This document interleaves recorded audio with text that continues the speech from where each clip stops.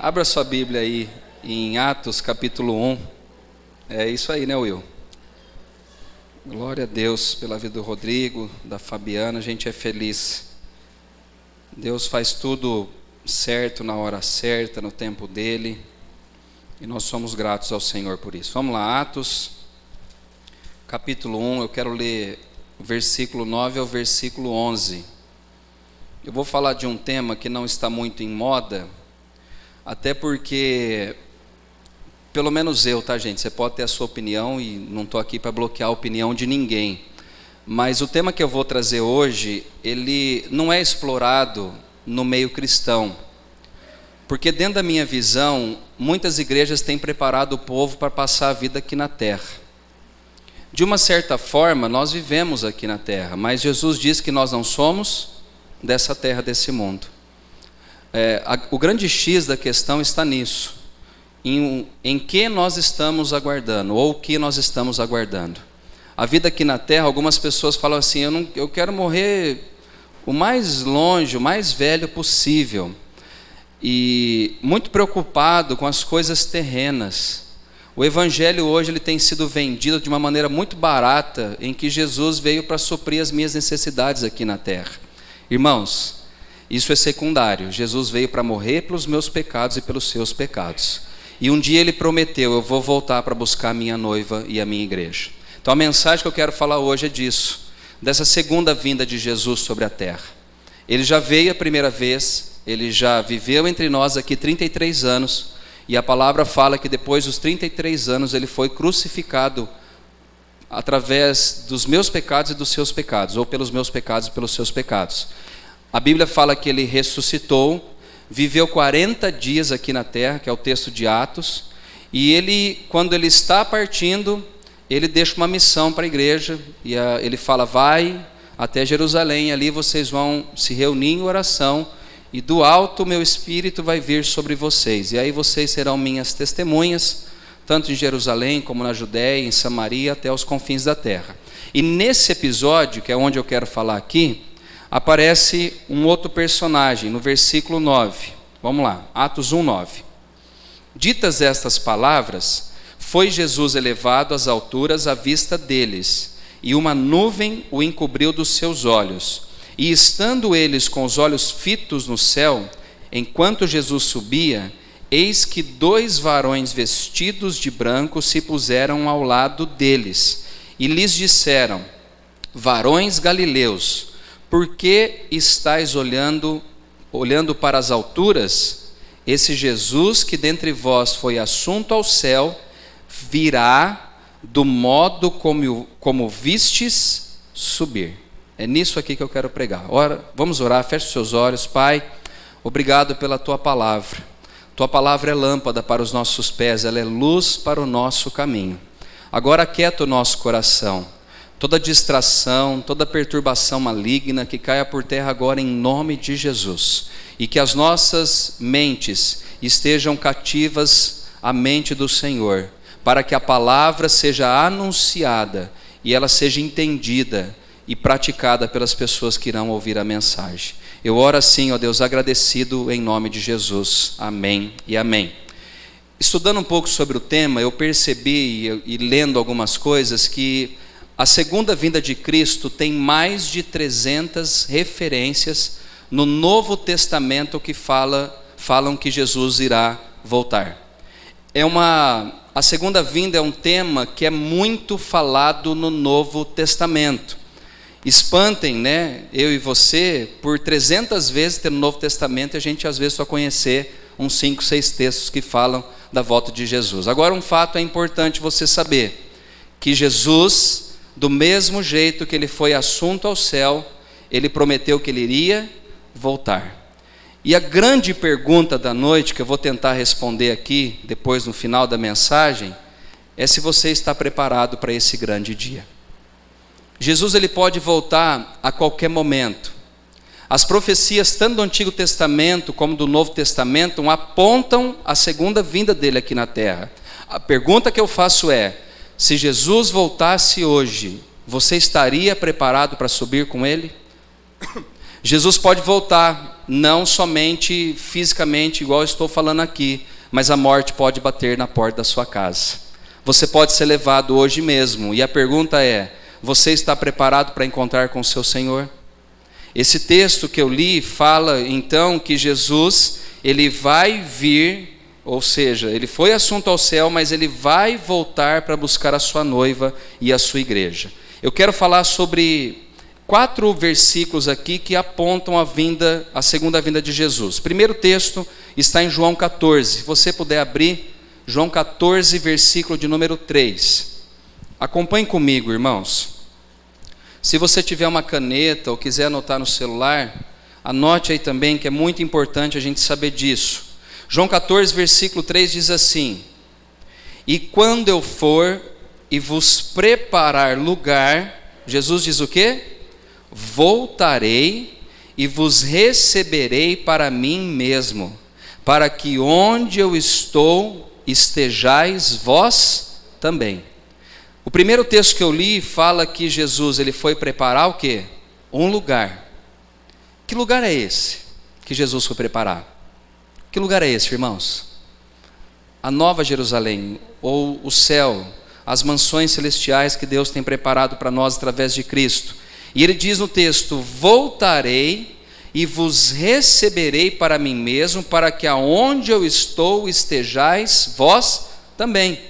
O verbo que Jesus usa, ele diz: eu voltarei. Em qual momento? A gente vai ver depois, mas em qual momento ele vai voltar? A gente não sabe o dia, a hora. O fato é que ele prometeu que ele vai voltar, e eu tenho que estar preparado. Se um ladrão informasse o dia que ele fosse assaltar a sua casa, eu não estou profetizando isso, tá, irmãos? Mas só uma analogia. Se o ladrão dissesse: olha, eu vou assaltar a sua casa na quarta-feira agora, eu vou chegar na sua casa às 8 horas da noite, eu vou sair de lá por volta de umas 8h30, 9 horas da noite. O que você ia fazer? Falei assim: pode vir tranquilo, se der para eu me preparar, eu me preparo. Você ia fazer isso? O que você ia fazer?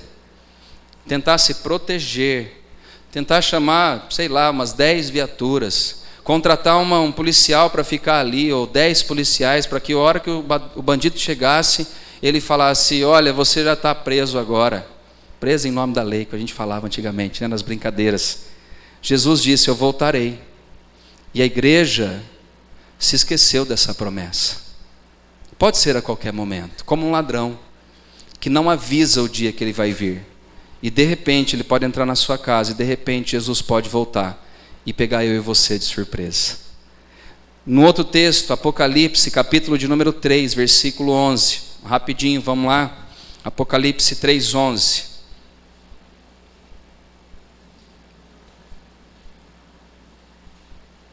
O texto diz assim, Apocalipse 3, 11. Já está ali? Oh, o Jean está me ajudando ali, né? Ou a Larissa, nem sei quem está mais, ou Laís está ajudando. Vamos ler comigo, assim você presta atenção também na mensagem. Vamos lá.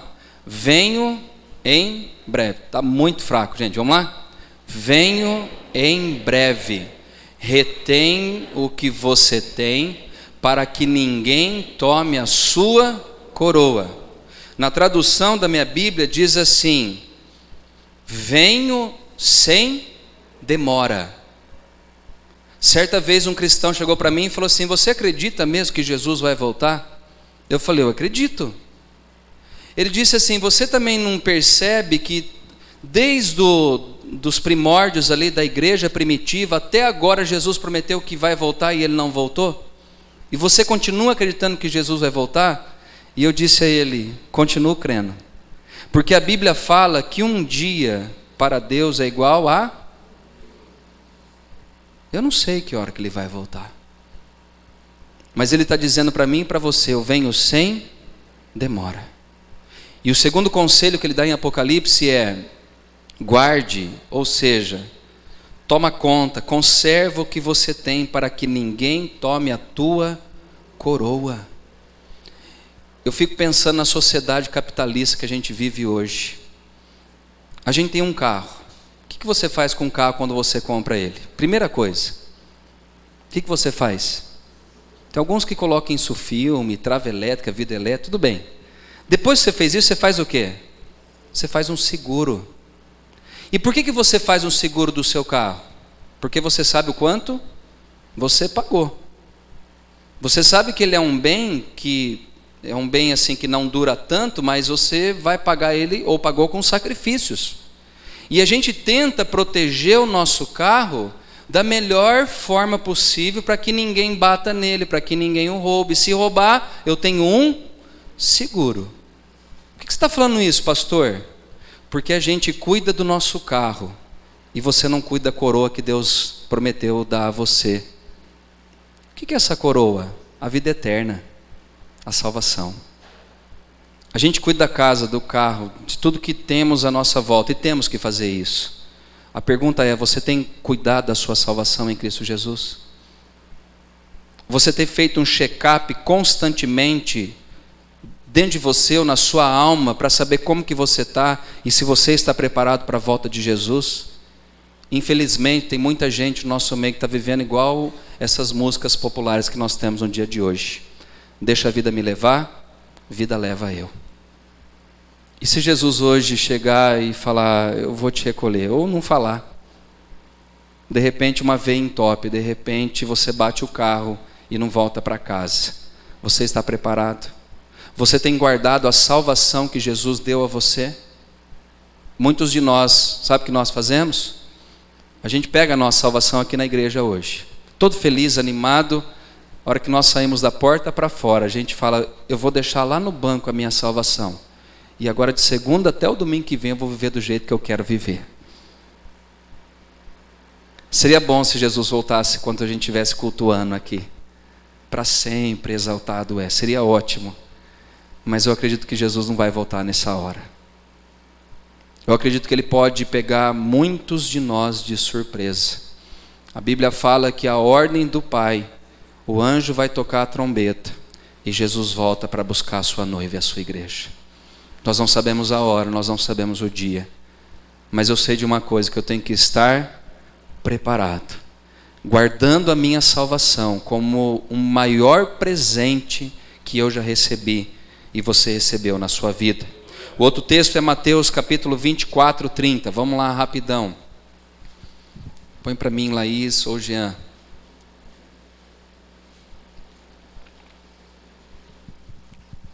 Vamos lá, Mateus 24, versículo 30. Vamos junto comigo lá? Vamos lá? Então aparecerá no céu o sinal do Filho do Homem, e todas as nações da terra se lamentarão e verão o Filho do Homem vindo nas nuvens do céu, com poder e grande glória. Esse é o sinal que vai acontecer. A Bíblia fala que vai haver um sinal no céu. A trombeta toca e Jesus vai aparecer. Você pode acreditar em várias coisas que prega, mas eu quero acreditar que todos verão a volta de Cristo. Todos verão.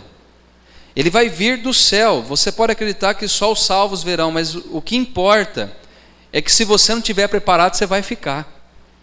Se todos vão ver, ou só os cristãos que vão subir vão ver, não importa isso. O que importa é que eu tenho que estar preparado para essa volta. E a Bíblia diz que muitos lamentarão a volta do Filho do Homem, que é Jesus Cristo. Por que lamentarão? Você sabe por quê? Porque alguns podem dizer, puxa vida, se eu desse ouvido àquela pessoa que trabalhava do meu lado, que falava de Jesus, se eu desse ouvido para meu pai, para minha mãe, talvez nessa volta eu subiria agora com Cristo. Eu me lembro quando eu fiquei afastado uns 5, 6 anos de Cristo. Uma vez eu voltei de uma saída que eu tinha dado de madrugada, e aí fui para casa, dormi, e eu lembro nitidamente. A gente frequentava uma igreja, né, mãe, lá a Quadrangular, que era ela parecia uma igreja subterrânea, assim. Existe essa igreja, é de verdade que eu estou falando. Mas ela ficava abaixo do nível da rua. E eu via nitidamente, eu dentro da igreja, e eu via Jesus aparecendo. Lógico que é uma visão só, tá, gente? Mas no sonho, eu via um ser resplandecente, voltando, e o bonitão estava onde? Ficando aqui na terra. nesse processo do meu afastamento, Deus ele foi trabalhando gradativamente na minha vida para que eu voltasse para Jesus. Ele dá sonhos, visões. Uma vez eu cheguei em casa, chamei, estava sem a chave, minha mãe não tinha aparecido, meu pai. Falei, pronto, agora deu. Jesus voltou e eu fiquei. E é assim que nós temos que ter, não medo, irmão, mas temor, porque pode ser a qualquer momento. Tem uns filmes americanos hoje que põem, né? Eu falei até para a Ana, eu vou pôr um pastor pregando, de repente a Bíblia cai, sobe meia dúzia, fica uns 30, mas eu não preciso disso, porque a palavra por si só, ela deve tocar no seu coração.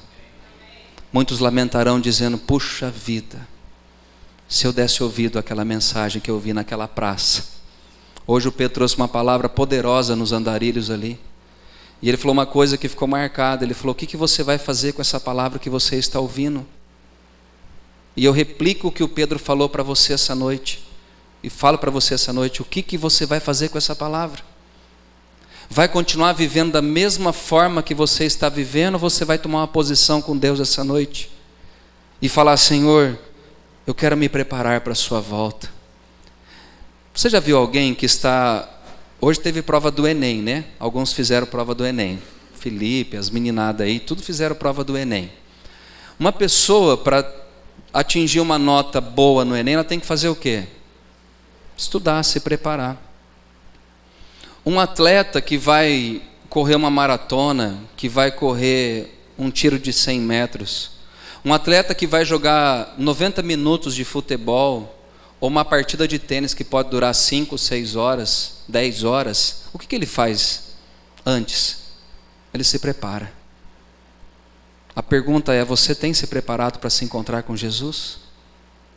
Eu aposto que no dia 1, que o Rodrigo e a Fabiana se casaram, a Fabiana deve ter ido num cabeleireiro, não foi? Você foi fazer a maquiagem? Que bênção, né, Fabiana? E o Rodrigão? Fez a barba? Não? Ah, ainda bem, né? Foi lá na sobrinha dele, falou, Rafa, dá um tapa aqui no meu cabelo, porque eu quero casar de que forma? Bonito. A pergunta é, você tem se preparado assim também para o seu noivo? Ou está maltrapilho diante dele, no sentido de uma vida pecaminosa, enroscada, cheia de rolo? Conta uma mentira, 2, 3, e vai se enrolando no emaranhado de mentiras. De que jeito está a sua vida? Jesus, irmãos, ele vai buscar uma noiva adornada, uma noiva pura, uma noiva sem mácula, sem mancha. Ninguém quer casar com maltrapilhos. Jesus também, que é o nosso noivo, ele não quer casar com uma noiva suja, contaminada. Ele quer casar com uma noiva pura, santa, purificada, que está aguardando ansiosamente a bodas do Cordeiro. O outro texto é 2 Pedro, capítulo 3, versículo 10. 2 Pedro 3, 10.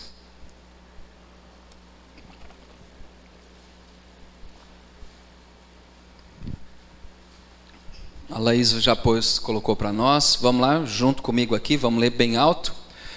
O dia do Senhor, porém, virá como ladrão. Os céus desaparecerão com um grande estrondo.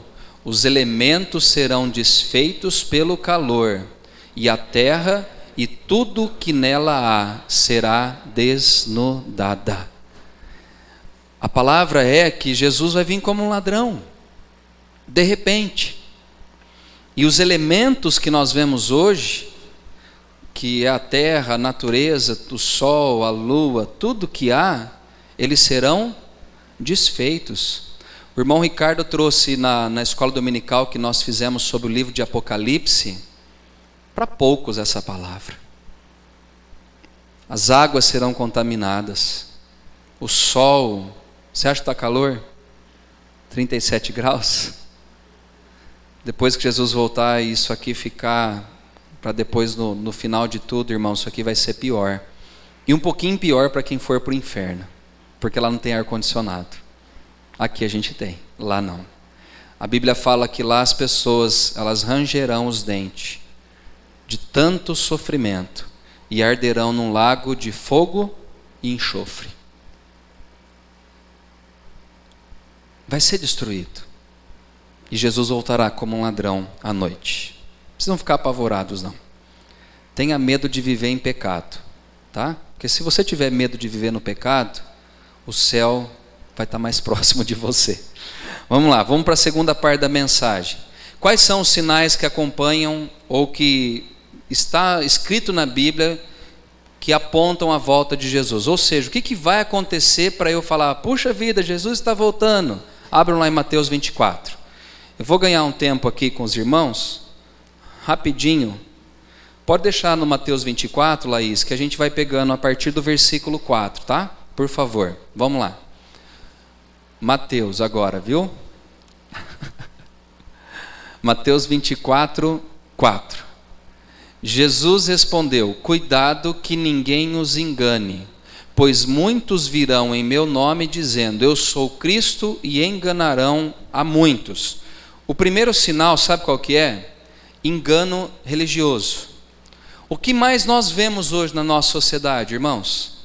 Pessoas que se dizem de Cristo, mas provam que não são através das suas atitudes. Igrejas que estão lotadas de pessoas, abarrotadas de gente, mas que não prega a cruz, que não prega o arrependimento, que não prega a salvação, através de um único homem chamado Jesus, enganam as pessoas, tiram dinheiro, exploram as viúvas, extorquem as pessoas que estão ali frequentando esses lugares. Quando eu olho para isso, isso tem que me trazer algo, ou seja, é um sinal de que Jesus está voltando. Pode ir no segundo sinal, Laís, por favor, versículo agora de número 6, o 6, isso, o 6 e o 7 nós iremos ler. Vocês ouvirão falar de guerras, rumores de guerras, mas não tenham medo. É necessário que tais coisas aconteçam, mas ainda não é o fim. E o 7, nação se levantará contra nação, e reino contra reino, haverá fomes, terremotos em vários lugares. A Bíblia fala também que um dos sinais, ou um dos vários sinais que nós temos, é a convulsão.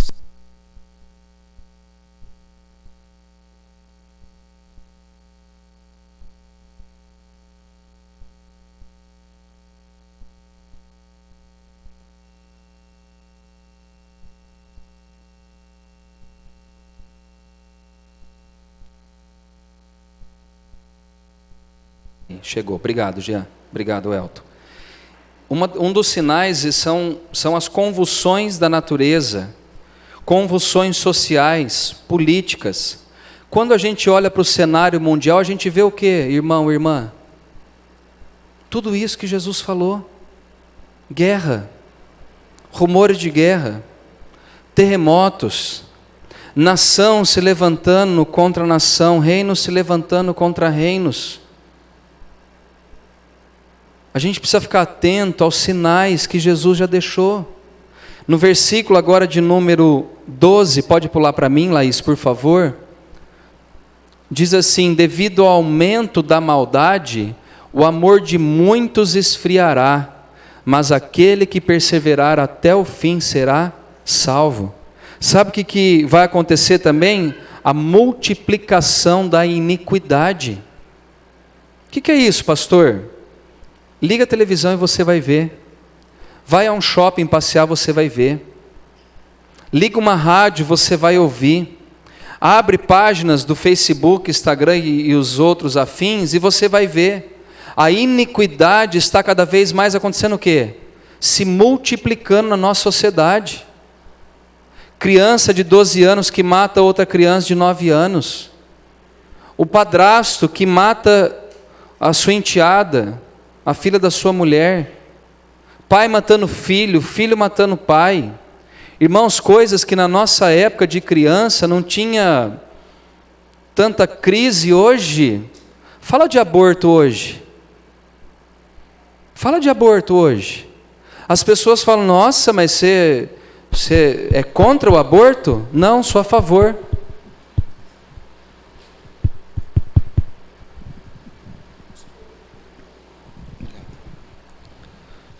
A gente tem que ficar dando explicação de coisas que a gente aprende de berço, de criança. Ah, mas o corpo é da mulher, ela faz o que ela quer. Pode fazer o que ela quer. Mas um dia, e o final da mensagem vai ser esse, um dia nós vamos prestar conta de tudo aquilo que nós fizermos aqui na Terra. Tudo. Hoje você fala contra o homossexualismo, você tem que pisar quase que em casca de ovo, fazer assim, meu Deus do céu, deixa eu pisar devagar, porque vai que o quê? Se os homens da igreja primitiva pregavam contra tantas coisas e foram mortos, decapitados, crucificados de ponta cabeça, mas não negavam a sua fé em Cristo Jesus. Não tenha medo de falar. A gente vive hoje numa sociedade que aponta tudo, mas quando Cristo aponta ou confronta através da sua palavra, a sociedade não suporta. Sabe por quê? Porque Jesus falou que antes dele vir, o amor de muitas pessoas iria se esfriar. Muitos. E sabe o que é o pior de tudo isso, irmãos? Que o amor está esfriando dentro da igreja. Esse é o pior de tudo. Não me choca alguém que não conhece a Jesus brigar comigo por causa do aborto, do homossexualismo. Isso não me choca. Porque eles são ímpios. A Bíblia fala que o príncipe desse século cegou o entendimento dos incrédulos para eles não enxergar. É a mesma coisa você pegar um cego e você vai andar do lado dele, mas sem dar a mão e sem deixar aquela varinha nada. E aí você vai andar com ele lá no centro de Ribeirão. Aí ele tropeça num buraco, ele cai. Na terceira vez fala assim, você não está vendo? Ele vai falar o que para você? Eu sou cego. Cego não enxerga. A grande crise é saber que dentro das nossas igrejas, o amor das pessoas estão se esfriando. Não tem mais perdão. Aliás, tem, mas pouco. Perdão genuíno. Nós falamos que amamos e estamos juntos em tudo, qualquer situação. A gente não está junto, irmãos. Alguns não estão juntos, não estão. A gente não está junto. Porque muitos de nós estão com o coração igual uma pedra, uma rocha, duro. A preocupação dessa semana não é ganhar alma, é ganhar dinheiro. Porque eu tenho que pagar, eu tenho que fazer, eu tenho que comprar, eu tenho que consumir. A gente foi no shopping ontem, eu e a Ana, minha mãe. A gente viu 2 crianças no carrinho, seus pais atrás, passeando. E as 2 criancinhas sentadas lá, já com o celularzinho na mão, com 2 anos de idade. Essa é a nossa sociedade hoje. O pai não quer que o filho incomode. Dá um celular para ele, que assim ele para de nos encher. E cria seres consumistas, com individualismo latente dentro dele, não se importa com o próximo. As pessoas estão perdendo o amor cada vez mais, e isso, infelizmente, tem se alastrado no meio cristão. Mas o texto que nós colocamos ali, não sei se a Laís consegue colocar de novo, Mateus 24, ele diz, mas aquele que perseverar até o fim será salvo. É a coroa. Ele vai ser salvo se você perseverar até o fim. Vai ser difícil, irmãos, não vai ser fácil. Porque a gente rema contra uma maré. O que eu estou falando aqui hoje, se vai para o YouTube, amanhã pode entrar na página, pode fazer um estrago. Porque a sociedade é iníqua. A gente caminha do mal para o pior. Mas por que, pastor? Porque são sinais de que Jesus vai voltar. Deixa eu adiantar aqui, vamos lá. 2 Tessalonicenses 2,13, por favor, Laís. Dentro desse tema, nós temos uma palavra chamada apostasia. O que é apostasia? Vamos ler o texto? 2 Tessalonicenses 2,13. Mas nós devemos sempre dar graças a Deus por vocês, irmãos amados pelo Senhor, porque desde o princípio Deus os escolheu para serem salvos mediante a obra santificadora do Espírito Santo e na fé verdadeira. Eu acho que não é esse texto. É o 2,13? Não, desculpa, gente. É o 2, do 1 ao 3, perdão. É que eu anotei e não fiz separação. O 1 e ao 3 lá, desculpa. Perdão, irmãos, vamos lá. Isso.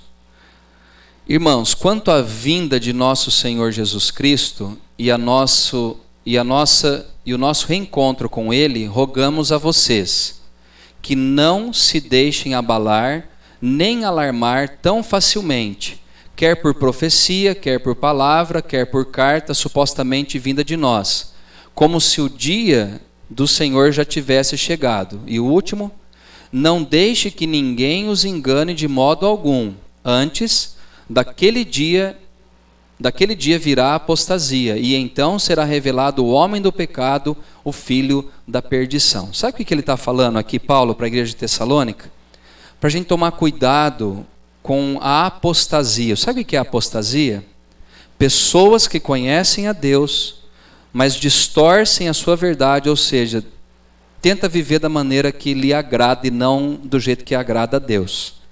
Vou citar algumas coisinhas aqui bem rápidas para nós. A apostasia, uma das coisas é o descomprometimento com as coisas de Deus. Descomprometido.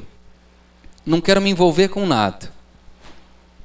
Apostasia também é o racionalismo. Sabe o que é o racionalismo? É a pessoa que vive a fé cristã, ou não vive a fé, né? Vive no intelecto, no racional. Mas como o mar se abriu? Mas como Jesus curou um cego?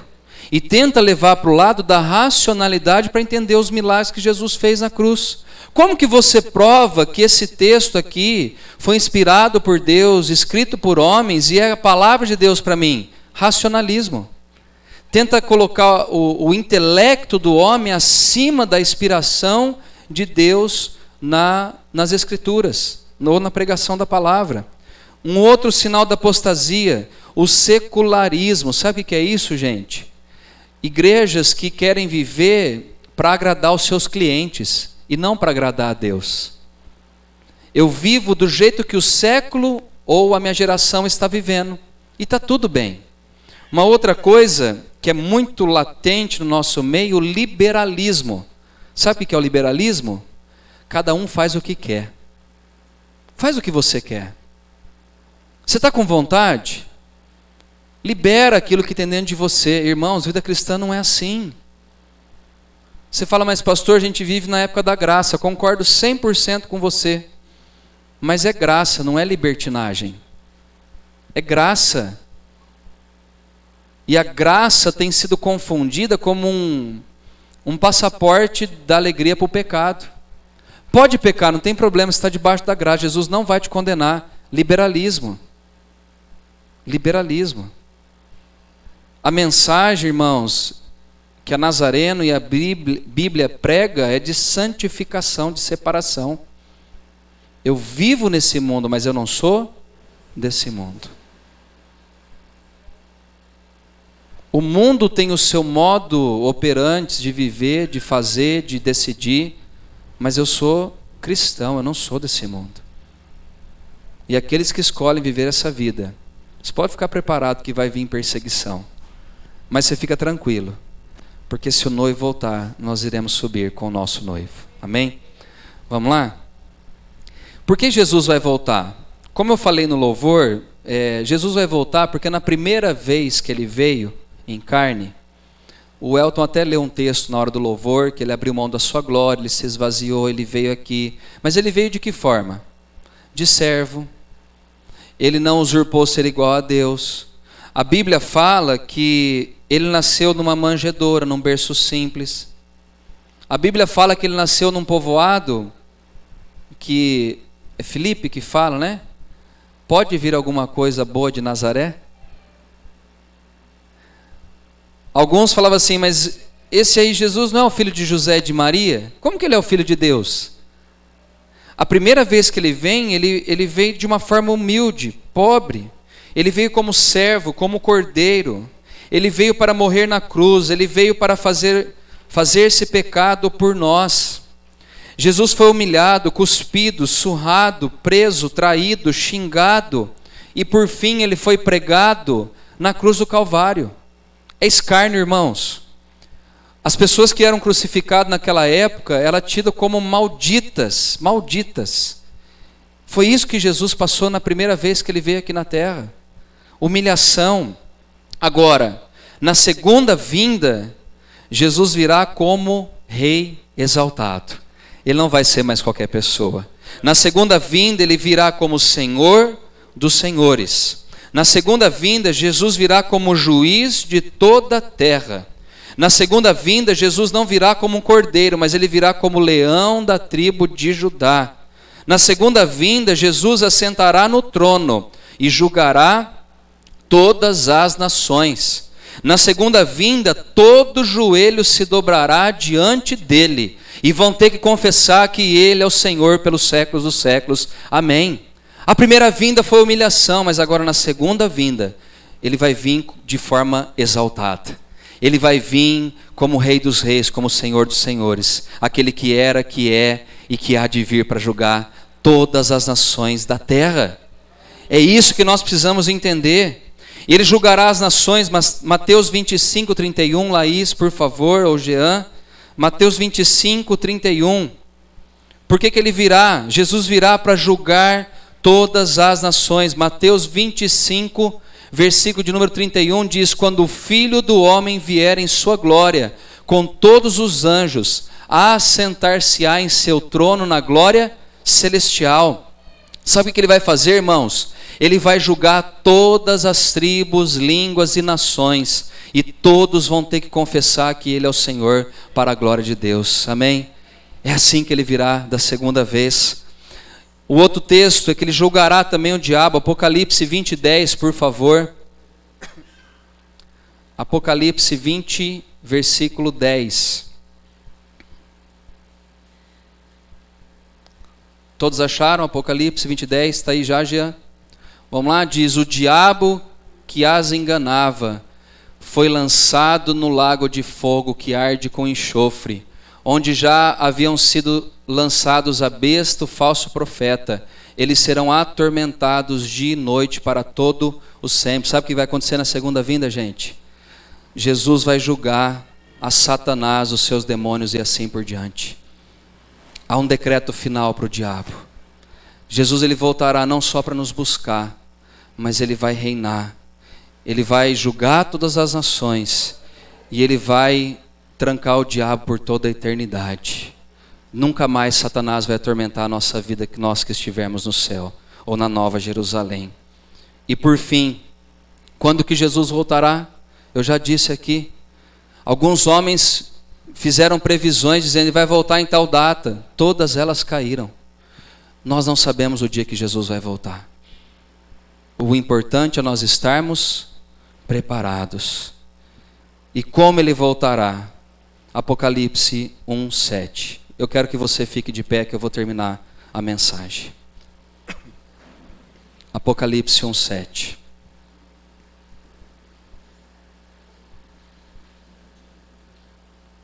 Apocalipse 1, 7. Apocalipse 1, 7. O Jean vai colocar para nós ali.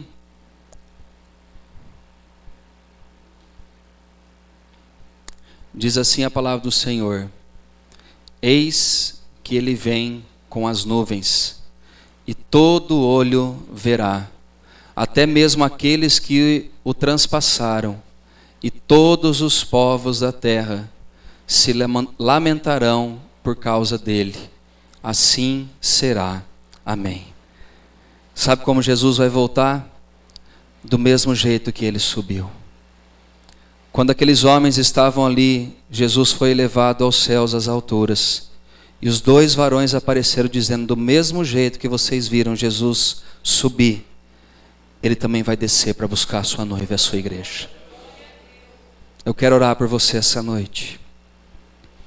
Você está preparado para a volta de Jesus? A conversa é com você, irmão e irmã. A conversa é comigo. Jesus não está apontando o dedo para ninguém, mas Ele tem interesse em falar ao seu coração essa noite.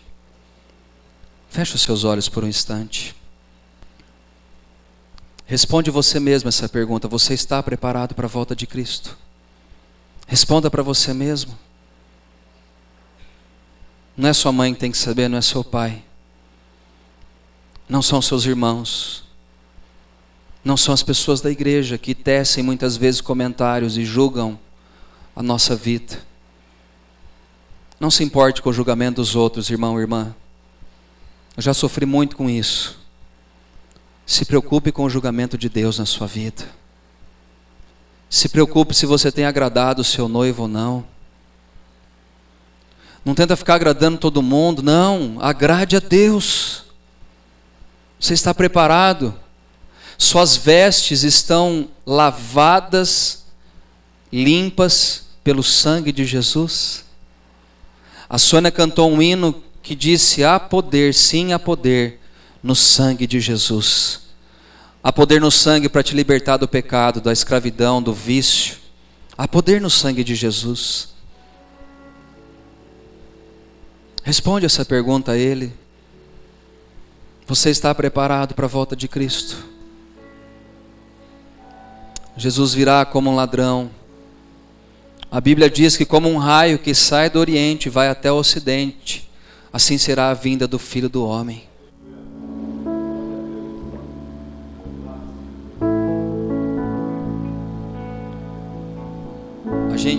Ser humano, a gente consegue identificar quando uma chuva vai cair sobre a terra. Começam-se os ventos, começa a escurecer o céu, as árvores balançar, os animais começam, os passarinhos a cantar, e a gente pensa logo: vai chover. E muitos de nós observamos a natureza, identificamos algumas coisas e temos desprezado os sinais que Jesus deixou para cada um de nós, de que Ele vai voltar para buscar a sua noiva e a sua igreja. Você está preparado, irmão e irmã? Pai, eu quero orar essa noite, para que nós aqui da nossa igreja, não estou preocupado com fora daqui, esse é o rebanho que o Senhor deu a mim para cuidar. Que as pessoas aqui possam se preparar, que possamos estar limpos, puros, santos diante do Senhor.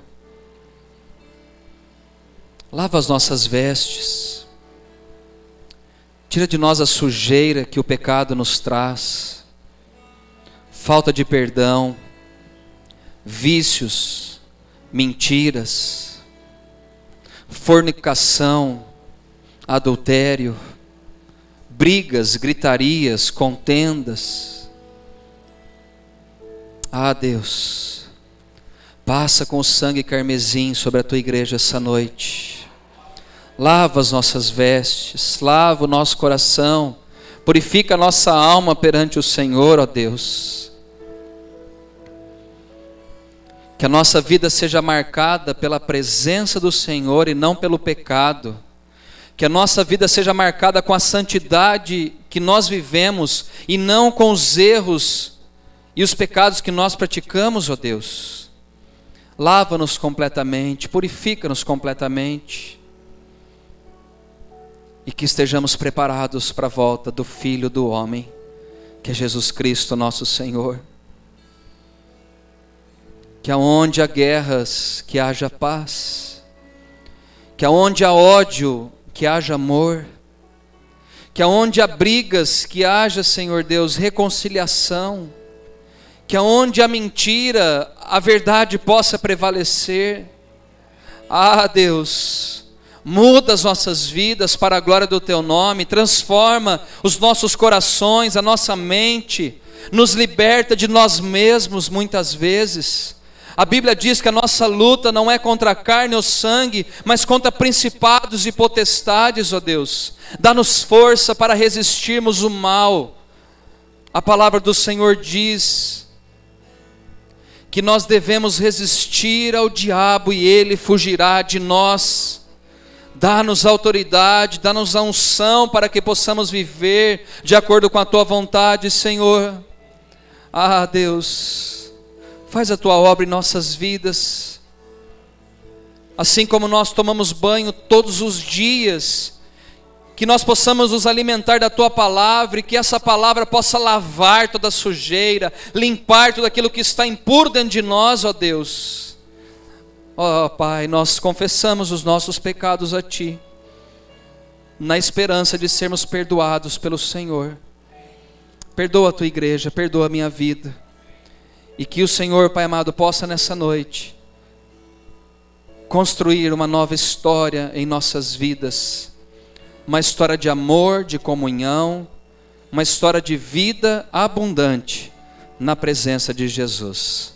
Eu oro a Ti agradecido por essa palavra, em nome de Jesus, amém e amém.